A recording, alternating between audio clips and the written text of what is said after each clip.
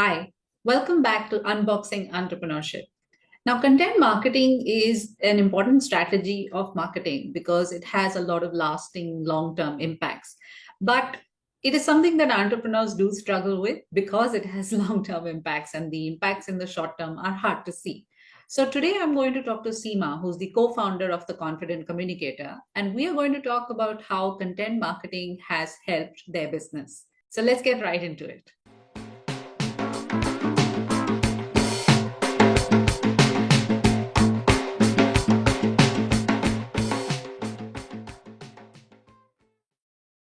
Hi, Seema. Welcome to Unboxing Entrepreneurship. Hi, Pallavi. So nice to see you and thank you for having me. I'm really excited to have you here, and you promised that this is going to be an interactive session. So, Yes, I believe that one of the fundamentals of communication that most people forget is that you have to be a very good listener hmm. because I think there's so much learning in listening. So I'd like to hear your views as well. Excited to talk to you. Absolutely. Absolutely. So we decided to talk about a particular content marketing pillar that you have, which is imperfect parenting. And I Yeah. guess I want to talk about it from the perspective of, what it has done for your brand, because I feel it is content marketing is extremely undervalued. People don't understand that, how creating content on a regular basis, what is the impact that it has on a brand. And I think imperfect parenting is a classic example of something that has really materialized for you. But Yeah. before we get into that, let's have a quick introduction for people who don't know who Seema is. Oh, I love this part because I get to talk about myself. So the first thing is, everybody talks about their background and everything, but I won't do that. I think that I am an accidental entrepreneur where uh, I never really planned to get into training and soft skills training specifically. It just happened accidentally where I met a very dear friend of mine who I've known for 37 years. We were 17 years old when we met in college, and she came to me with a problem and she says, I've been a corporate trainer for a long time and I want to do something different. I want to now go do a little bit of reverse engineering where I go all the way down to the basics and get our kids to be more confident communicators. And I Mhm. said, well, that's very interesting because I was also working in an NGO where I was actually doing a vocational training for underprivileged kids in the same area in Yeah. communication. And we sort of just gelled and accidentally we started this company called the Confident Communicators. We are both co-founders of that company. I think this is now our almost 10th year. We have taught more than almost 6,000 students now. Mm. And it sort of expanded and contracted in its own way and it created a shape of its own where we started with kids ages 11 to 15, and then it started expanding, so it became 5 to 21, and then adults also started coming in because confidence building and communication skills is something that everybody needs. And as we went on this journey, we realized that there are so many different aspects to this Mm. that we need to start exploring those. And they started accidentally coming to us just because I think we were sort of manifesting those opportunities for ourselves. Mm. We were very open to manifesting those opportunities, and they came to us. So that's really our background. We are communication coaches and soft skills trainers. So Absolutely. that's about me. So I've been fortunate enough to witness some part of your journey, and Yes. it has been extremely inspiring, especially because of the feedback that you get, from people. It Yeah. gives you that confidence to say that yes, this is required. People understand the value of it, Yeah. and it makes a difference to I somebody's life, right? When you get feedback from your students. Absolutely, absolutely.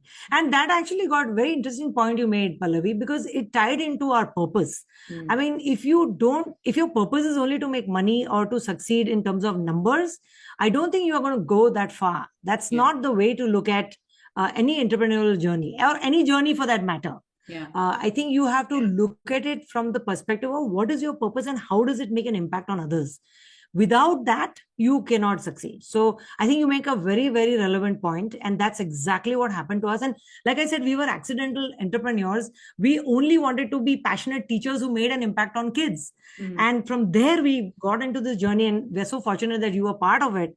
And you also sort of revealed a lot of our abilities that we could showcase in terms of content, that you sort of pushed us in that direction. So we're very grateful for that. But Thank you. yeah, I agree that purpose is the first thing. Yeah. So from accidental entrepreneur to accidental content creator, I mean, your content creation journey has also gone like that. I mean, the fact is that Yeah. you have a mic now, Yes. which I'm so maybe, excited. I also have a light behind yeah, me. I'm so excited exactly. about that. Yeah. So I guess in the initial, not even in the initial, right? Maybe in the first few years, the impact. Sorry, in the first few years, I guess the focus was not so much on creating content, because obviously you were Yeah. focusing on the things that you were great at, right? You were focusing Right. on creating these courses and focusing on teaching the students. Yeah. However, content marketing was not something that you were looking at when you started last year. What is it like? What were your thoughts about appearing in front of camera in whatever capacity it was? So, we go around preaching to all our students that you need to get out of your comfort zone. You need to be in the discomfort zone, because discomfort zone is where there is bliss, and panic zone is where magic happens. And the pandemic hit. And two of us, extremely reticent about the idea of being in front of a camera, or Mm. even doing a Zoom meeting and Yeah. doing classes online. We kept avoiding it. Everybody said, you must do it, you must do it, so you can reach more kids, blah, blah, blah. And we kept avoiding it. But the Mm. pandemic literally pushed us again accidentally into that Mm. discomfort zone, where we had Mm. to start doing classes online.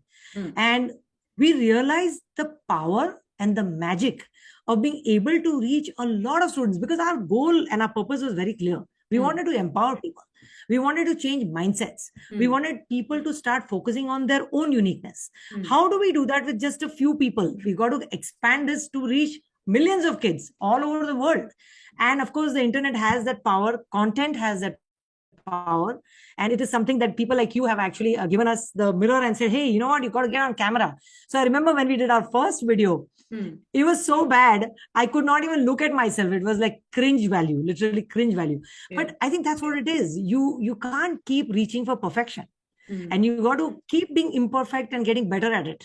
And the more you do that, your content comes out authentic, your purpose comes out clearly, Mm. and the impact that you want to make on others really, really, truly comes out. So that's what happened to us. Yeah. And that's how we started thinking about different ways. So we did funny things like making faces, and those imitation things that you do with reels and all. We Yeah. did all of There those was a things. trend, yes.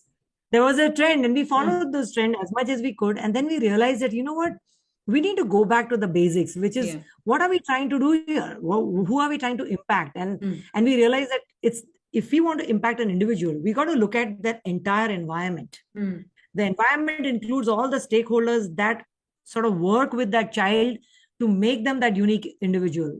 And that's how we hit upon the idea of creating content for imperfect parenting, which is a YouTube series. And that was, again, very accidentally happened. We were Mm. just talking to so many of our parents. Typically, the way it works in our business is we get inquiries from parents through referrals. Yeah. And they all talk about, oh, my child is very shy, they're very introverted, they're very smart, but you know what, they don't speak. And all of those problems started getting dumped on us. Mm. And when we would go to class, we would see a very different child. We would see this remarkable child who had the strength, that they were very shy initially, but they had it in them. We could see it all the time. Mm. We thought we need to now share this with the parents. Mm. They need to see what we are seeing. Mm. And therefore, we thought that, okay, let's start focusing on these parents who are trying to be this perfect parent. Yes, I put my children in math class, physics class, chemistry class, all this soft skills and all I don't need to do. Mm. But my child should be very good. They should be very good in math. They should get 90 or 100 out of 100. So this desire to be this conscious parent and this perfect parent and this phenomenal words that we use in the market today, I don't think works, because perfection doesn't work. Yeah. It is the imperfection that creates connections between people. Yeah. And how do we then educate the parents to say, listen, relax. You don't need to be perfect. There are lots of things that you will go. This journey of parenting is long, and it is sometimes like a roller coaster.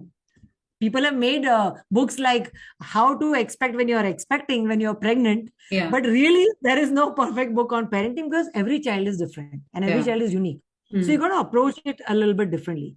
That's when we came up with this idea that we should create this content called Imperfect Parenting, a podcast. And of course, because of the pandemic, we were able to do it through Zoom meetings and online. Yeah. So that's how that brand of Imperfect Parenting was born. Yeah. So It's you had been a amazing.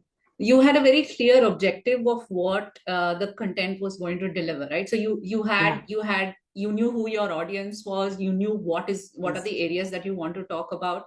But I remember the journey of imperfect parenting, and it initially started out with just you and Deepma talking, and you were bringing in the experiences from, like you said, what the parents were asking you. So you were having a very Yeah. detailed discussion about, this is the question that I get asked, and these are the, this is how Yeah. you can probably combat it.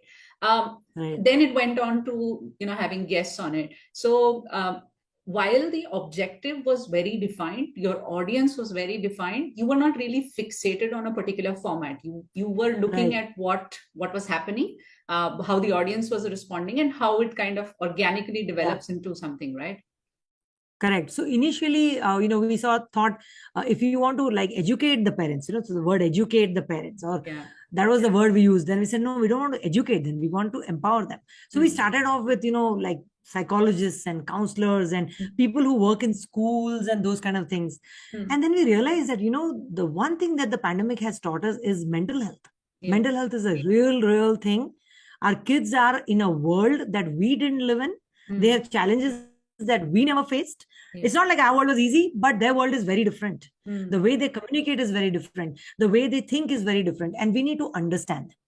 So we started then bringing people who had very different perspectives. So like, for example, we had somebody who was working on suicide prevention. There was somebody who was creating an online platform to offer classes to kids. There was somebody who was the principal of an IB school. There was somebody who was a psychologist who was working with children with addictions. Yeah. Then there was somebody who was literally helping you to organize your cupboards. And then there was somebody who was talking about nutrition. So there are so many aspects of parenting that you cannot just talk about one thing. And everything has one common line, which is that you need to make conversations with your children. You need to make connections with your children. And this thing that we say, oh, you need to be unconditionally loving your children. What does that really mean? So if something bad is happening, should I just let it be? Should I not do anything? Like, should I react or not react to it? And the key is that you got to, like one guest said, you need to prepare the child for the road and not the road for the child. And a lot of parents, they rush to help the children. They rush to, solve the problems. So we started realizing that we need to create this variety of content which will appeal to different types of parents. Yeah. And again, we never looked at, oh, how many people are viewing it? How many insights did we get? Because, here's the fact. I, even till date, just yesterday, I got a message from a very old parent whose kids came to us when they were in the 7th grade and said, you know what, by the way, I keep watching your imperfect parenting and I love all the advice you give and I really enjoyed it and I feel so much better because I feel, thank God, I screwed up, I messed up, but it's okay. We all do. Yeah. And that assurance relaxes the parent. Yeah. And what happens is when your thought is calm and relaxed, you are then going to be able to pass it on to your children. What we are doing in our country is we are passing on our fears because we were molded in a certain way. We think we should mold our children in a certain way. Life is not easy. It's a challenge. You have to work hard. But why don't we say that life is beautiful? There's so many fun things you can do. Yeah. If we constantly talk to them in that language, they will no longer look at life as, oh, it is stressful and it is tiring and it is, I don't want to live. It's too much. There's so much pressure. So we have to change that conversation. We have to change that language. And the only way we could get that is to get that right content out. Yeah. With different aspects of parenting.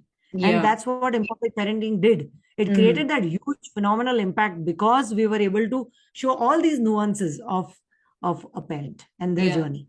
Yeah. So yeah. So you mentioned that you weren't looking at the insights, but I'm sure that earlier on when you were starting out, there were a lot of challenges, right? Because you were also creating content for the first time, but of course it's a natural reaction to say that, how is it performing? Having said that, was there a moment where you felt that what you were doing was really reaching out to people? Is there a pivotal moment in imperfect parenting journey? So, we were sitting there giving advice to everybody and, sharing and empowering with other parents. And we said, okay, moment of truth. We are also parents, right? So what do we do now? Let's call our own children on the show and see what they have to say about us. Yeah. And we asked them a lot of questions, about our journey. And it was a fun conversation, great conversation. And then came the critical conversation that tell us about moments where you did not agree with your parents or moments where you felt that we were putting pressure on you. Where did you feel that? And our kids were pretty candid. They actually shared it very interestingly with us. But what we took away at the end of it is, you know what? Yeah, we messed up a lot. We screwed up a lot. But at the end of it, we have these two children who said that you allowed us to nurture in our own uniqueness through your support. Even though you were yelling at us about marks and grades and all of those things that typically all parents do, they were able to very eloquently state what their thoughts were, how different they were from us. Yeah. And the fact that we need to recognize that they are different from us and they bring their own uniqueness. They cannot be in the same mold as us. And I think that was a pivotal moment for us, because we realized when our children said to us that what you're doing through this imperfect parenting is exactly what all parents should hear about. And I felt like I wish when I was in my 30s, somebody had said the same thing to me. I would have then taken the pressure off of myself. Yeah. And focused on those wins rather than those, oh, did I manage to make my child into the superstar? Yeah. But I should be able to see my child for the uniqueness. And our children gave us that pivotal moment where we said, okay, what we are doing matters. It is important. And it is making the impact that we sought to, make. Yeah. So I think that was a pivotal moment for us when our children came on our show. Yeah, I remember we were scared. We were shit scared that they were going to reveal all our secrets out to the world. But they were so dignified about it, and they were so beautiful, and they were so unconditional with their praise. Yeah. So I think that was a pivotal moment. Yeah, it was a very, very emotional episode. I remember I had a lot of tears in my eyes, and I'm sure you did too when you were actually going through it. But no, true. I think your children did a good job of kind of encapsulating what is it that your purpose was, and that you were achieving that purpose through the content. So right. The amount of effort that it took, but as long as you're achieving what you set out to do, I think it was worth it. The journey was worth and it. even as a brand, right? The imperfect parenting brand as a brand also there was nothing perfect about it. We want to normalize imperfection. That's our goal. Yeah. So if we were looking at those insights and we cannot put pressure on you, also, Pallavi, where are the insights? Nobody's watching this. What is happening? Yeah. I think the point is to keep going. Yeah. The point is, like, there's one thing we do in our class, for example, we ask our students to interview somebody that inspires them. And one student came to us and said, Auntie, but I don't know anyone who has done something great. I said, so what is great? And they said, oh, like opened a company or, reached the Everest or, something phenomenal. I said, well, why does it have to be phenomenal? Why can't it just be a positive win? Something that they did and they felt that they crossed a line that they were afraid of crossing. Why don't you just look at that? Something simple. Like, your mom... Talk about failures. Your mom made a sabji which completely had so much salt in it that then she realized that I had to add some dahi or some cream to make it better. Talk about failures. That is the best thing. That is the best way to inspire you. So the kids started interviewing people who had normal lives. And every single successful person talked about 2-3 things. One, they talked about failure. Yeah. That failure is the only way. It's like, I give this, my most favorite example is Mr. Amitabh Bachchan, who turned 80 yesterday. Big shout out to him. Happy birthday, sir. He turned 80 yesterday. And if you talk about him, he's a phenomenal figure who's a superstar of our times. But nobody knows that his first 7 films failed. He was not the quintessential hero that everybody looks out for. He was not handsome like the typical Indian hero. He was tall and lanky. He did not fit the profile of an Indian hero, but he kept going because he believed in himself and his talent. Yeah. And that's what we need to do. We need to discuss this. We need to talk about persistence and hard work and believing in ourselves and focusing and building on our uniqueness. All of those things. So I think that's what it is. We have to start looking at things very differently. The language that we speak with our children has to change. And we also, in our journey of imperfect parenting, kept looking at those insights and we said, okay, we're taking that pressure off. We're just going to keep doing what we love doing. Yeah. And that's why today it is such a phenomenal hit. Yeah. So we talked a little bit about how it had an impact on your brand, but even though, I mean, you did about 40 plus episodes over the Yeah, last year. almost 50. Yeah, Yeah, 50. almost 50, right? All completed a Yeah. year. Even though you're not doing it anymore, or you're on a sabbatical, do you still see that people, like you gave the example of that person, do you still see that people kind of identify you with what you have created in the last 1 year? Yeah, it's funny wherever we go now, especially in schools, PTMs, and any other social events where I've not met people in a long time. They say, you know what? I've seen your videos, yeah, they're damn Hmm. good. Hmm. But make it shorter. A lot of feedback, right? Yeah, And of good course. feedback, very good Yeah. feedback. Make it shorter. Who has the time to watch a 1 hour show? And I'm like, that's the problem. Unfortunately, there's so much to talk about. We keep going, Hmm. but we learn to get better. Right now, I'm working a lot on my audio podcasts. I've Hmm. created actually about 50 audio podcasts, Hmm. which are very short, Hmm. 3 to 4 minutes, Hmm. and they're phenomenal. And they came from these life hacks that I had started doing on Instagram. Yeah. They came in the form of these 21 videos that we created, and the number of people who have seen it and the number of people who have come to me and said, I Hmm. have seen those videos and they're amazing. So we Yeah. are also learning as Yeah. entrepreneurs. We're Yeah. learning that even though you have a very powerful purpose and goal, Hmm. sometimes you have to give it to the audience the way they want to receive it, Yes. which means that you can't do a 1 hour show. Nobody's going to Hmm. watch it. You got to Hmm. make it shorter, quicker, because this is the world of instant gratification. Hmm. Hmm. The idea is to then sort of say, okay, I'll mold myself to that environment Hmm. and I'll do the best I can. Yeah. And if people want to watch the longer show, they will. Yeah. And I think Yes. that's what we are sort of focusing on, Yeah. and adapting ourselves, because Hmm. this is exactly what we are teaching our children: Yeah. resilience, adaptability. So we got Hmm. to do this as Yeah. entrepreneurs. You got to, when you need to make the change, when you need to stop, when you need to think about it, reflect on, is it working, is it not working, what can I do differently? And then Yeah. of course, these opportunities that we are creating for ourselves lead Hmm. us to all these different directions, like audio podcasts, or we are focusing on SEO right now, which is so great and smart. When I say SEO, like I know everything about it, but Hmm. these are things we are learning as Yeah. entrepreneurs, and that's what an entrepreneur should do. Yeah. Open to the idea to learn and absorb and adapt yourself. Yeah. And I Yeah. think that's what we are trying to do. Yeah. Yeah. So what And I'm we're having a hearing, great time. sorry, as I was gonna say, what I'm hearing you say is that as long as your objective is still being met, right? Whether it's a 1 hour video, or it's a 20-second video, or it's a blog article or a podcast, your Yeah. objective is always being met. So you do have to be flexible and say that this is what my audience wants, and you also have to be Yeah. smart enough to say that I do have different types of audience. So sticking to one type of format or one type of content is not going to help you in the long run, because then you're only attracting one Yeah. type of people, right? So you have to diversify, and I think Exactly. that's the most important thing for an entrepreneur. Absolutely. You hit it on the nail on the head. But Mm. one thing I wanted to say is that, most people say as an entrepreneur, your job is to find solve a problem in the Yeah. market, right? And I don't like this word problem because it's so negative. Instead, I would say, why don't we create solutions?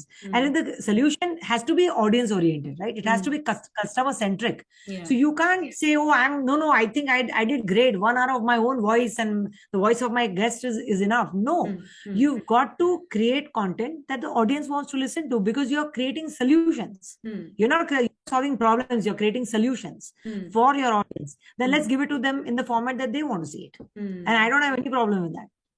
Yeah. Yeah.